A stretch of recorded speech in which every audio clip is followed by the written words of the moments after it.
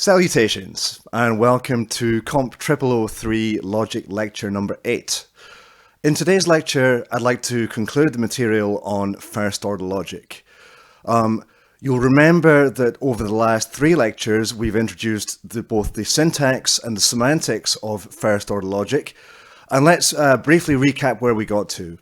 First of all, we have the idea of a first order language, which tells us what predicate and function symbols are allowed to appear in formulas.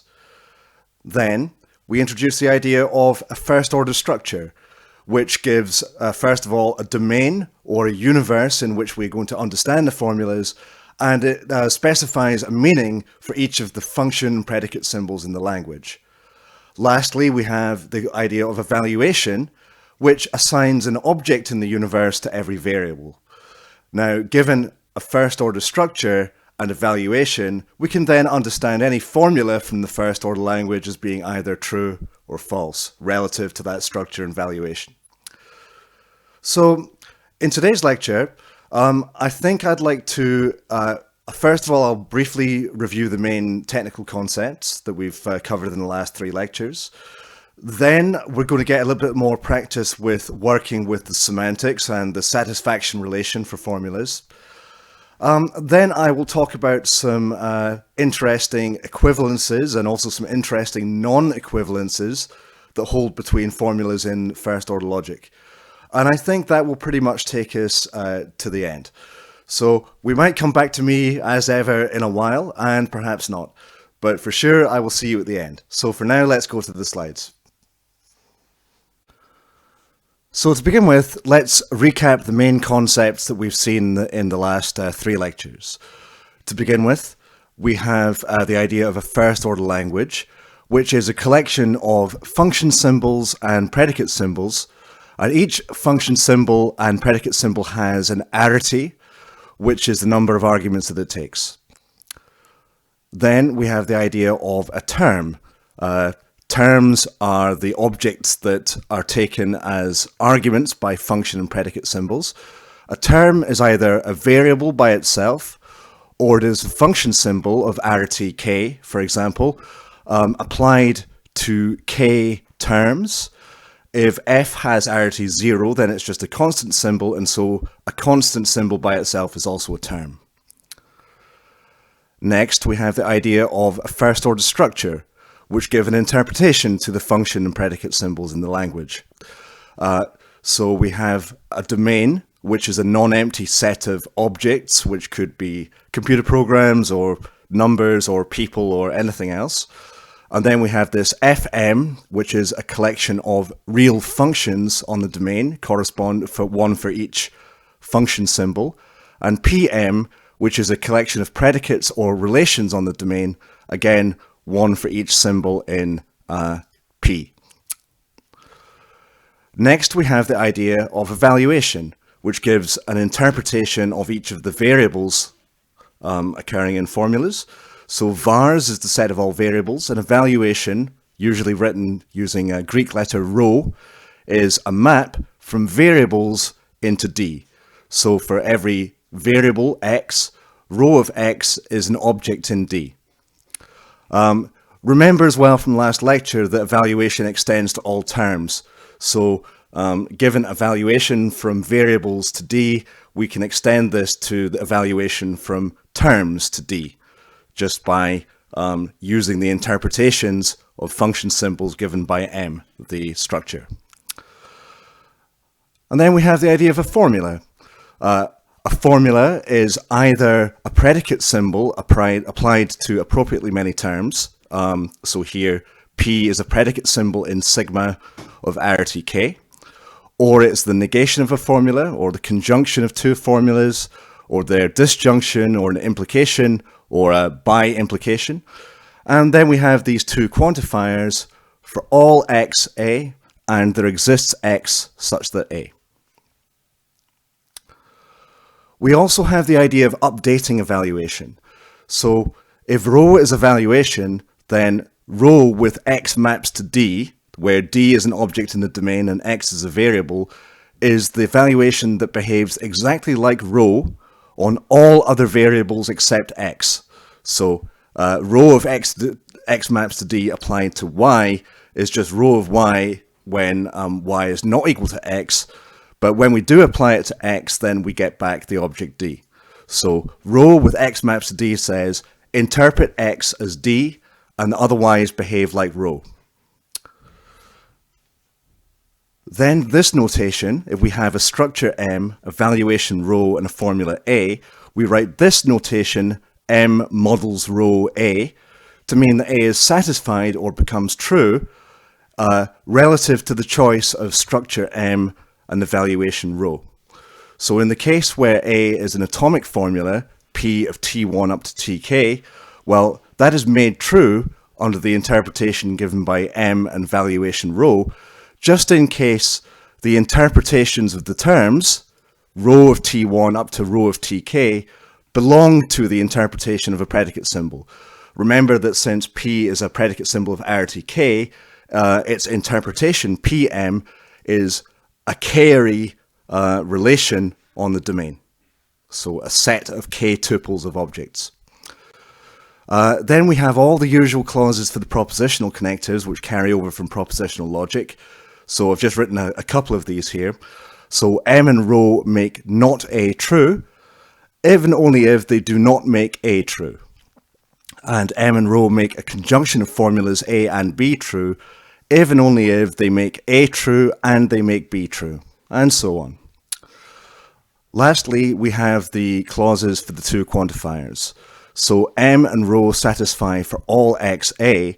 Well, that really means no matter how I understand the variable x, so no matter what object in the domain we think of x as standing for, the formula A is still true. In other words, if I update x to some d, with rho with x maps to d, then M and rho x maps to d satisfy A. And that's true for all objects in the domain. So this means no matter how I interpret x, for all possible valuations of x, the formula A is made true. Dually, an existentially quantified formula exists xa is made true if there's at least some way of interpreting x that makes it true, which is to say that if I update x to d for some d in the domain, there's at least some d in the domain such that if I interpret x that way, M and this updated valuation make the formula A true. So that's the reason why we need this concept of updating valuations. Next, we have the idea of satisfiability and validity, which we covered at the end of last lecture, and which are similar to the same notions in propositional logic, but just a little bit more complicated because we now have structures and valuations to deal with, and not just valuations of propositions as true or false. So we say that a formula A is valid in the structure M, which I write M satisfies A, with no rho at the bottom, because it means that M and rho satisfy A for all possible valuations rho. So in other words, supposing that I fixed the structure, which is to say the domain and the interpretation of the function and predicate symbols, then no matter how I interpret the variables, then the formula A always comes out true. We can go further than this and say that a formula A is just valid, where I drop the M and just write models A, like that, to mean that it's valid in all structures. So not only is it valid in some particular structure, but actually no matter which structure I pick, in other words, no matter which universe and which interpretation of the function and predicate symbols I pick, the formula A still comes out always to be true. Satisfiability is then similar, except that instead of all ways of making it true, we just mean there's some way of making it true. So a formula A is said to be satisfiable in the structure M if there's at least some valuation rho such that M and rho make A true. So having picked an interpretation of the functions and predicates, there's at least one way of reading the variables or interpreting the variables such that the formula A comes out as being true. And the formula A is satisfiable if it's satisfiable in some such structure M. So that's to say that there's at least some way of interpreting the function and predicate symbols and some way of interpreting the variables such that the formula A becomes true. Now we have some facts which I think you can go and prove as an exercise. A formula A is valid in structure M if and only if the formula not A is unsatisfiable in that structure. And moreover, the formula A is satisfiable in a structure if and only if the formula not A is not valid in that structure. Alright, so now let's get a little bit more practice with working with the satisfaction relation for formulas. So you'll remember over the last couple of lectures I've introduced a first order language which is supposed to represent my MP3 library, or a language for talking about the songs in my MP3 library, and that includes some predicate symbols, including the following ones. So blues is a unary predicate that is supposed to represent the fact that a song belongs to the blues genre. The tick is a unary predicate symbol that is supposed to represent the songs that I like. And tilde and this triangle are both binary predicate symbols, and the tilde is supposed to represent the property of one song being similar to another, and the triangle is supposed to represent the property of one song being better than another, according to my own perhaps sort of individual ranking or something like that. So I'm not going to give the formal definition of the language or of the first order structure for this language. I think we've already kind of talked about it, but let's call the structure L, and it's going to have the domain of which is sort of all of the songs in my MP3 library, and the predicate symbols are going to be given the interpretations which I've sketched roughly in these bullet points here. So yeah, so let's imagine some first order structure L for that language where we interpret the predicates in this way. So take that structure L and take evaluation rho, and now let's work through the meaning of this formula here. For all x, blues x implies x triangle y. Well, this formula has its outermost connective is a quantifier. It's the universal quantifier. So just by applying the definition of the satisfaction relation, this is true if and only if L with rho, but we interpret x as S, satisfies the body of the formula blues x implies x triangle y for all songs S.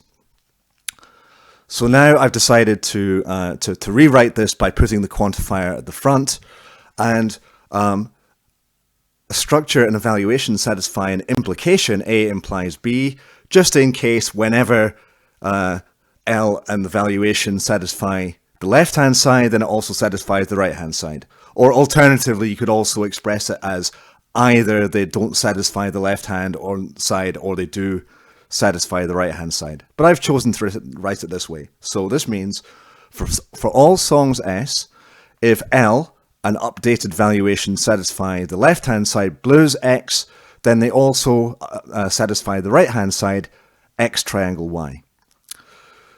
Now, blues X and X triangle Y are both atomic formulas or predicate formulas. They're a predicate applied to some terms.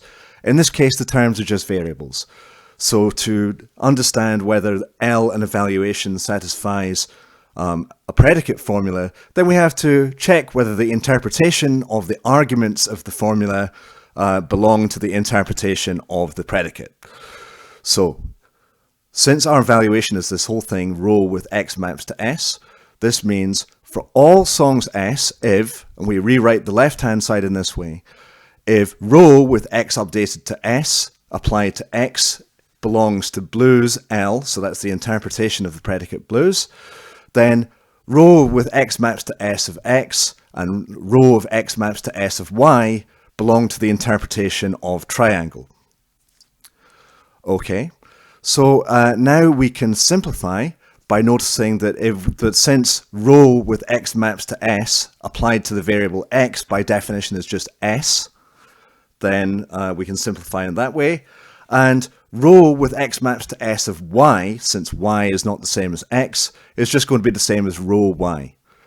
So we can simplify as follows. For all songs S, if S belongs to the interpretation of blues, then S and rho y belong to the interpretation of triangle.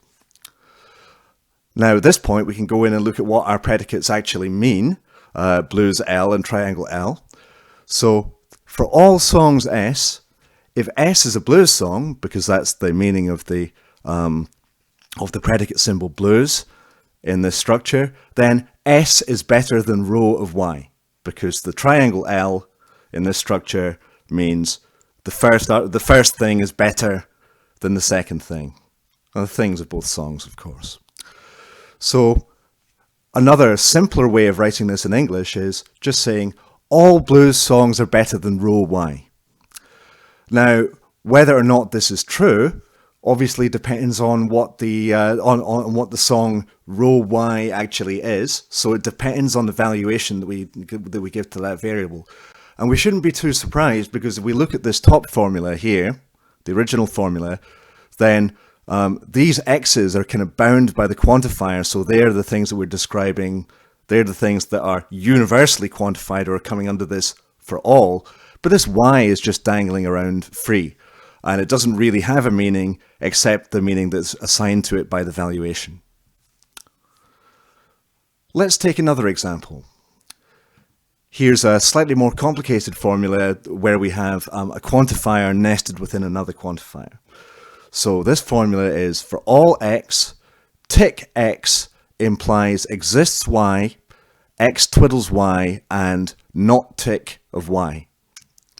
So again, to understand this formula, or to work out the meaning, we can just apply the clauses of the satisfaction relation. And by the way, apart from anything where I might rewrite an English statement to make it a bit more natural, everything else is just a matter of simply applying the definitions. We don't have to really, we don't really have to think or imagine or invent anything. It's simply a case of remembering and applying the definitions. And this is very much the sort of thing that you would be asked to do in an exam, by the way. So, again, the outermost connective of the formula is a quantifier for all x. Remember that this dot means that the scope of the quantifier is this whole formula here. So, this universally quantified formula is true by definition if when we update the variable x to s, then the body of the formula tick x implies exists y, x tilde y, and not tick y becomes true. And that's got to be true for all songs S. So again, no matter how I interpret the variable x.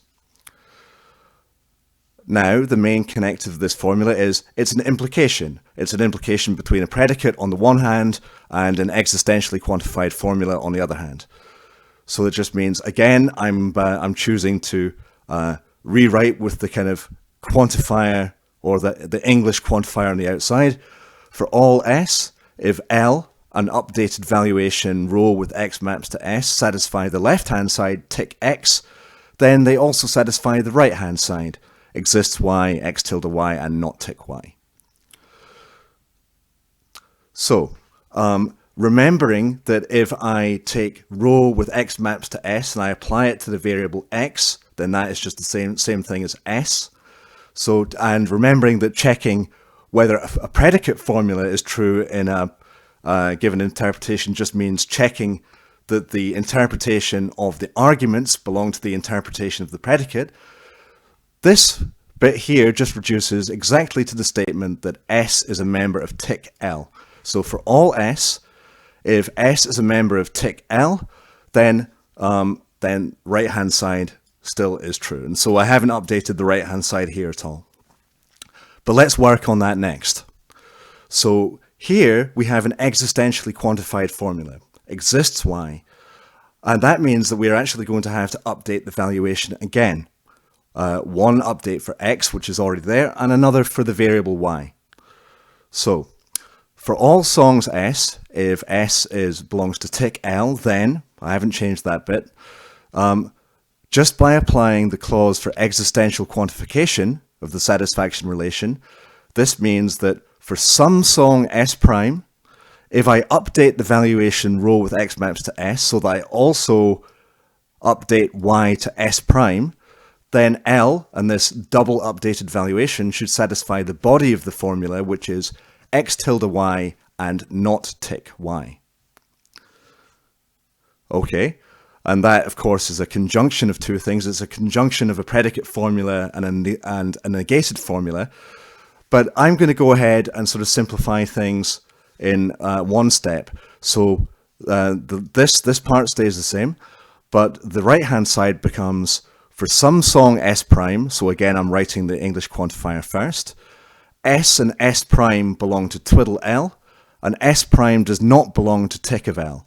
Now, you can work out why this is, but we have to check, for example, since this is a conjunction, we have to check that L and the valuation satisfy both conjuncts.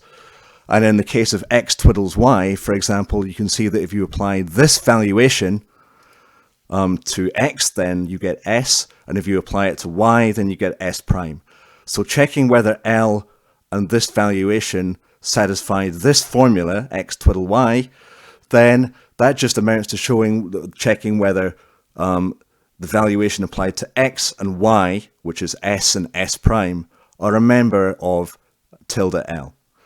Similarly, by working through the definition, you can checking whether L and this valuation satisfy not tick y, that is going to be the case by applying the clause for negation and for predicate formulas, and observing that applying the valuation to y just gets you s prime back.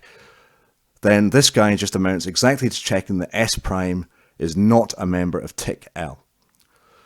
So, working through then the interpretations of these predicates, for all songs S, if I like S, then there is a song S prime, for some song S prime, such that S is similar to S prime, that's what this means, and I don't like S prime, which is what this means. So, another kind of simpler way of saying that in English is, every song I like has a similar song that I don't like, because I'm a very contrary person. So sometimes when we think about equivalences between formulas, we want to consider rewriting a formula by substituting some terms for other variables. So this is the concept of substitution. If A is a formula, if X is a variable and T is any term, then we write this notation, A with T for X, and that is notation for the formula that is obtained from A by replacing all the free occurrences of the variable X by the term T in that formula. Now, remember that a free occurrence of a variable X is one that does not fall within the scope of any quantifier for all X or exists X, so the scope of a quantifier with the same name. So let's see some examples of this. All right, so here we have the formula exists X such that Px and P of X and Y and Q of Y and X.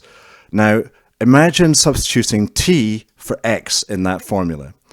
Well, because the scope of this quantifier is this, because of the dot, is this whole formula P of xy and Q of yx, then in fact there are no occurrences of x in this formula that are free.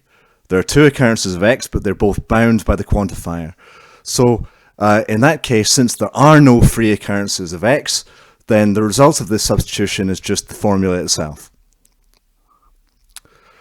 Next example, consider the same formula, but now substituting the term t for the variable y. Well, we can notice that there are two occurrences of y in this formula, and they are both free, because although they're in the scope of this exists x quantifier, they're not within the scope of any quantifier with the same name, so they're not within the scope of a y quantifier. So in that case, we substitute t for both of these free occurrences of y.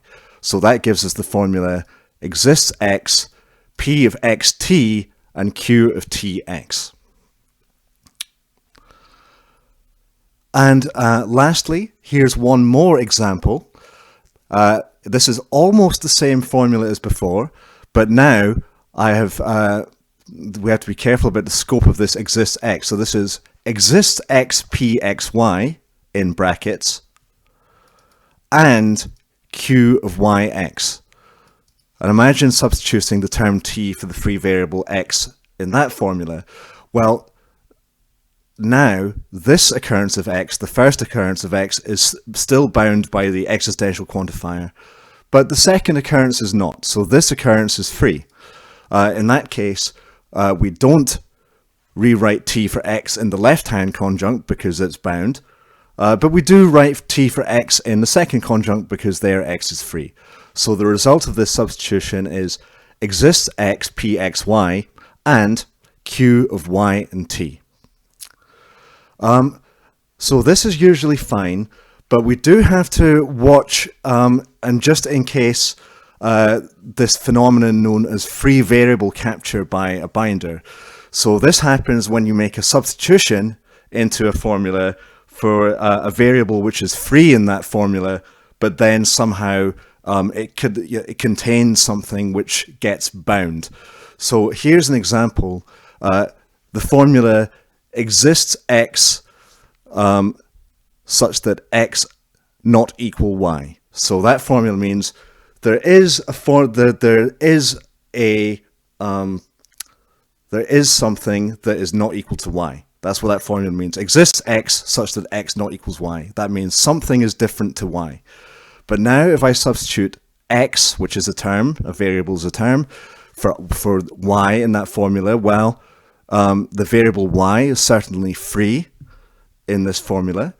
But when we perform the substitution, we get the formula exists x such that x not equal x. So now the result of this substitution is there exists something that is not equal to itself. So we've gone from a formula which is potentially satisfiable to one which is definitely not satisfiable. So this is never something that you want to do. Fortunately, it's always kind of avoidable just by being sensible about how you perform substitution. But rather than give like a list of complicated syntactic conditions, I'll just assume that we only use good substitutions, that this behavior never occurs. Generally, it can always be avoided by using enough different names for things. But it's just something that you might want to watch out for. Now let's go on to talk about the concept of equivalence in first-order logic. Remember that in propositional logic, we say that two formulas are equivalent if they have the same truth table, or if they are made true by evaluation in exactly the same circumstances. Now, here, because we have structures and valuations, the concept becomes slightly more complicated. Two formulas A and B in first order logic are equivalent if for any structure M and valuation rho, we have that M and rho make A true if and only if they make B true. We can just remark that any equivalence in propositional logic, such as, I don't know, something like A implies B is equivalent to not A or B, they're equivalences in first order logic too. So everything which is an equivalence of propositional logic is also an equivalence of first order logic.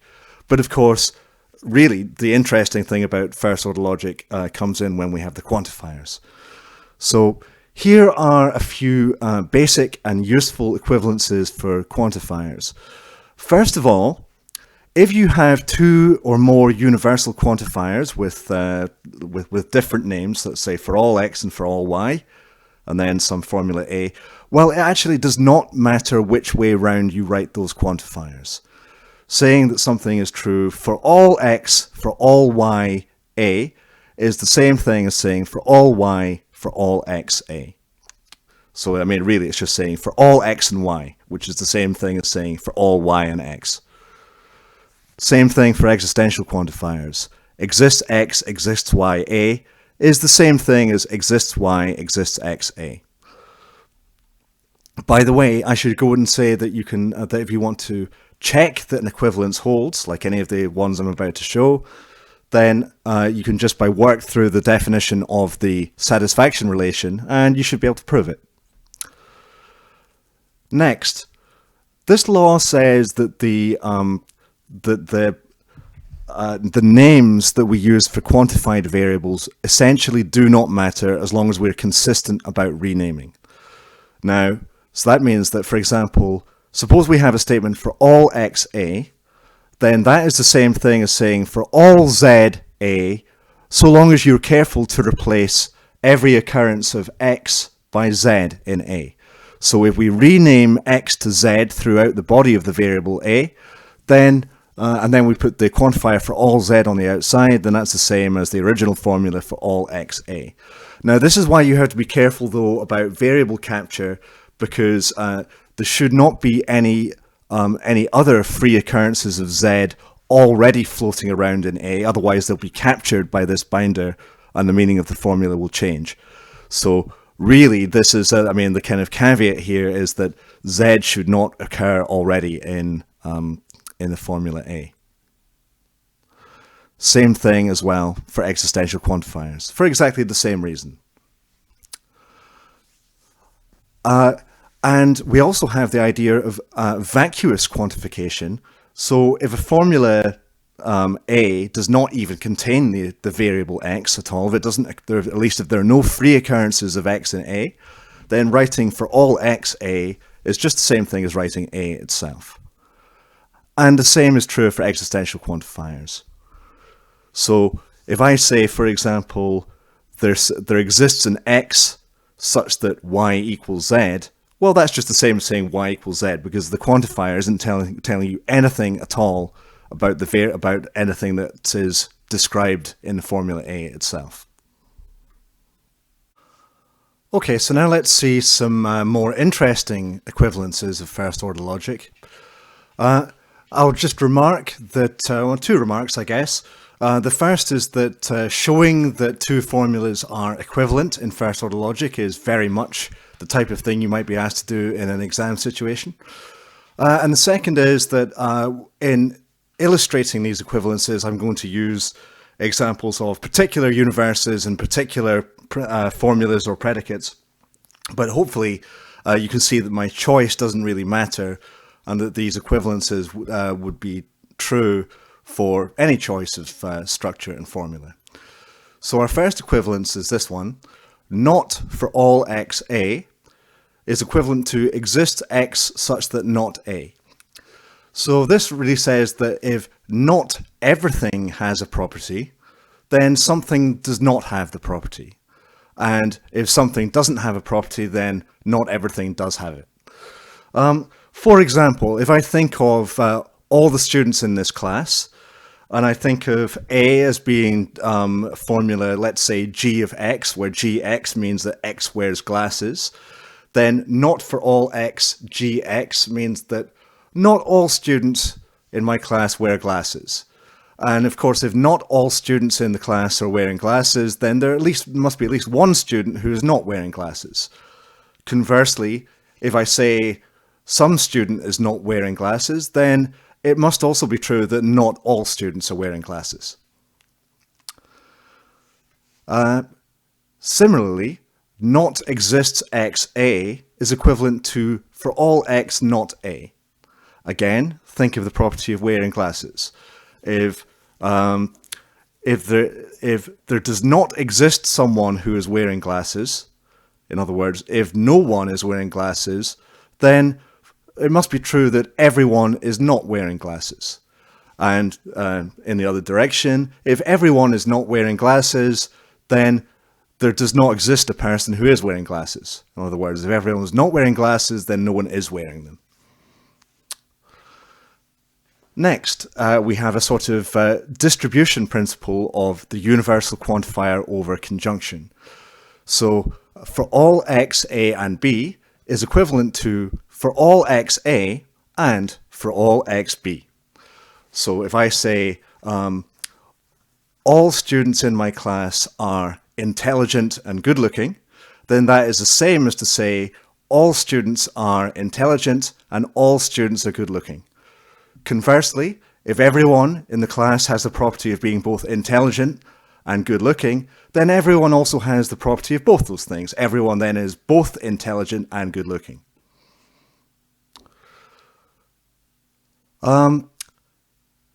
Now, we have a distribution principle for the existential quantifier over disjunction. And by the way, this shouldn't really be too surprising, the kind of duality here, because when I say for all x something, I really mean that, you know, if I were to number all the objects of the universe as D1, D2, D3, then saying that everything has the property of saying that D1 has it, and D2 has it, and D2 and D3 has it, and so on. Whereas existential quantification is really more like a big disjunction. If I say that there is somebody with a property, I mean that either the first student has it, or the second one does, or the third one, and so on. And of course, that might be infinite if the universe that I was thinking of happened to be be an infinite collection of things. So, if I say, for example, there exists a student who is either wearing glasses or they're wearing contact lenses, then that's the same as to say either there is a student who is wearing glasses or there is a student who is wearing contact lenses. In the other direction, the same is true as well. If there's a student who's wearing glasses, then for sure there's a student who's wearing glasses or wearing contact lenses.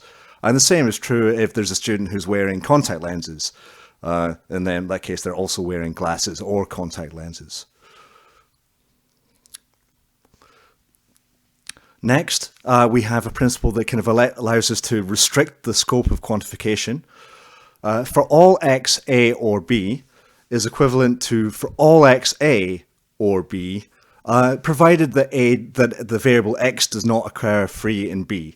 This is really just somehow to do with the fact that that quantification doesn't matter when the variable is not mentioned in the formula. And something similar is true. Exists x, a, and b is the same as exists x, a, and b if x does not occur free in b. So for an example of this one, we can think of there exists a student such that either that student is wearing glasses or James is wearing contact lenses. Well, the statement James is wearing contact lenses does not, I mean, I guess that James is not quite an object in the universe here because I'm not a student. But let's say all people in the class, and then James is an object in the class as well. So either there exists a student who is wearing glasses, there is a student in the class who's wearing glasses and James is wearing contact lenses. Sorry, I think I might have said or there before when I meant and. But, well, let's just do it one more time. There exists a student such that that student is wearing glasses and James is wearing contact lenses. Well, that's equivalent to there exists a student who's wearing glasses and James is wearing contact lenses. Again, just because the statement James is wearing contact lenses does not contain the variable x, and therefore it's not covered or referred to by the existential quantification. Now let's talk about a few non-equivalences. I said already that the order of quantifiers of the same type does not matter. So for all x, for all y is the same as for all y, for all x. But the same is not true when you mix quantifiers. So for all x exists y a is not the same thing at all as exists y for all x a. To see why not, think of a formula a, let's say Lxy, where Lxy means x loves y. So if I say for all x there is a y such that x loves y, I mean that for every x there is a y that x loves. So in other words, everyone loves someone. For all x exists y such that x loves y. On the other hand, exists y such that for all x a, exists y such that for all x, x loves y means there is a y such that for all x, x loves y. In other words, there is somebody who is loved by everybody.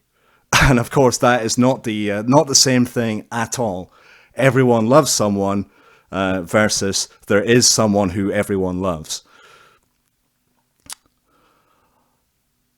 Here's another non-equivalence. So the universal quantifier distributes over conjunction, but it does not distribute over disjunction.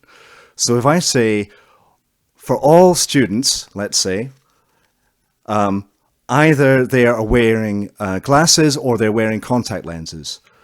Okay, so as long as everyone is wearing either contact lenses or glasses, then that statement's true. But now think of this statement. This one would say, either for all X, X is wearing glasses, so either all students are wearing glasses or all students are wearing contact lenses. And of course, that's not the same thing at all.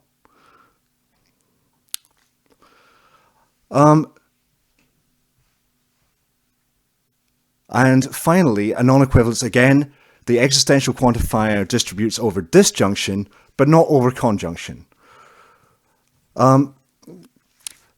Let's think of so we can say on the left-hand side, we can take A as the statement X is intelligent, and B as the statement X is good-looking.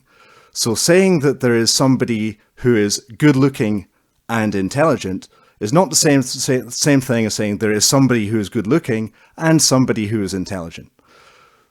So just because there are two students with the properties, because they might be different, just because there's a student with the property of being good-looking and a possibly different student with the property of being intelligent, it does not follow that there is one student who is both good-looking and intelligent, although I'm sure there are.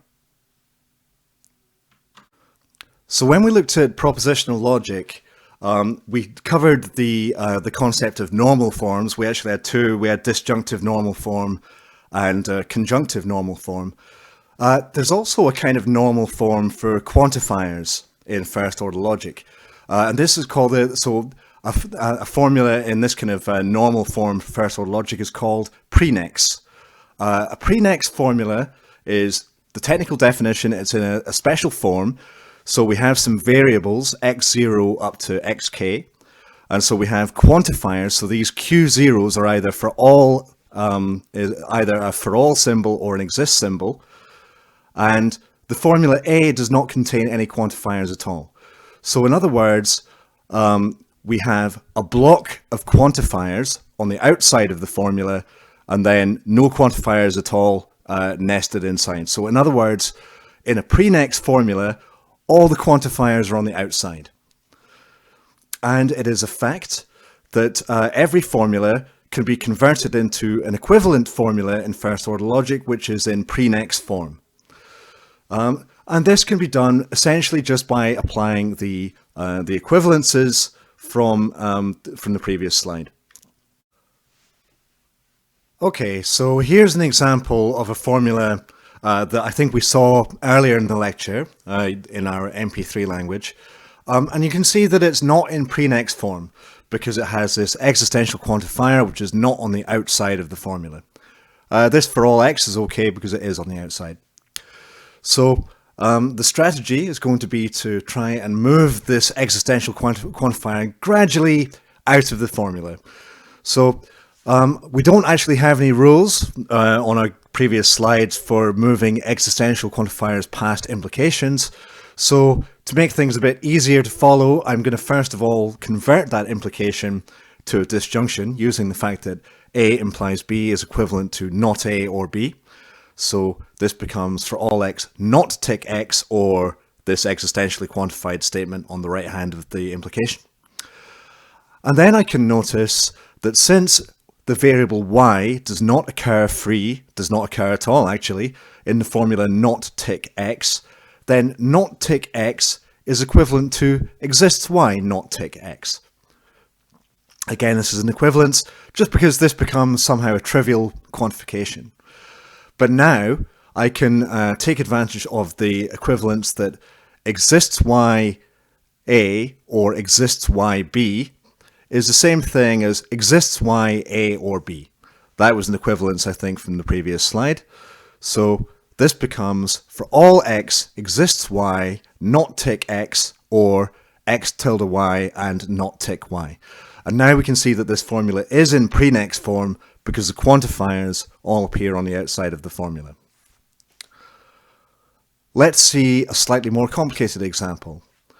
This one uses three quantifiers. This formula is not exists x such that px implies for all y, py or exists z, qz. Now we can see that we've actually in quite a lot of trouble here because the exists z is not in the right place, it's well inside the formula, and so is this for all y, and even the not exists x is inside a negation. So this formula is not at all in pre-next form, and I'm going to work on this by starting at the somehow the innermost quantifier, the deepest one, and work my way out. So, because in a similar way to before, I can move this quantifier, this existential quantifier, past this disjunction here. One way of thinking about it is that this is really two steps, like in the previous example. First of all, we can see that that py is the same thing as exists z py, just for the fact that z does not occur in py. And then, of course, because exists z a or b is the same thing as exists z a or exists z b, that's an equivalence, we can use that equivalence to convert this guy here, the part inside the universal quantifier, to exists z, py, or qz. So that's like a little bit better. Next, I will again convert this implication to a disjunction. So A implies B becomes not A or B, which results in this line here. And now we can move the universal quantifier out. This is using the principle that for all y a or b is the same thing as for all y a or b, providing that the y does not occur free in b. So here I'm taking my b to be not px. I'm observing that the y does not occur free in it, so it's safe to move the universal quantifier past it. In a similar way, I can also move the existential quantifier past this disjunction here. We can notice one way of thinking about it is that, again, we can introduce an existential z quantifier around the not px without changing the meaning, and then applying the equivalence that exists z a or exists z b is the same thing as exists z a or b. So that results in this formula here, which is now almost in pre-next form, except that there's still a negation outside the quantifiers. But that's no problem because we have equivalences for dealing with negated quantifiers. We know that not exists x a is the same as for all x not a. So we just push the negation in past the existential quantifier and we flip the quantifier. So not exists x blah becomes for all x not blah.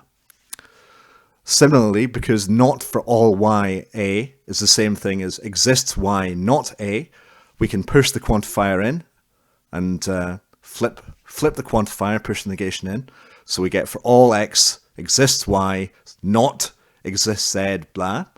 And then we can apply the same equivalence as before one more time to get for all x exists y for all z not px or py or qz. And we can observe that this formula now finally is in pre-next form because all the quantifiers are in a single block on the outside of the formula. And so that brings us to the end both of this lecture and of the material on first order logic. So well done for getting through that. In the next lecture, I'm going to begin our third main topic of this part of the course, which is going to focus on proof by induction in its various forms. Some of this should be familiar from school, but we're going to take it much further than the high school level and do some hopefully cool and interesting things. So I shall look forward to that, as always, and I hope you do too. And until then, see you next time and take care.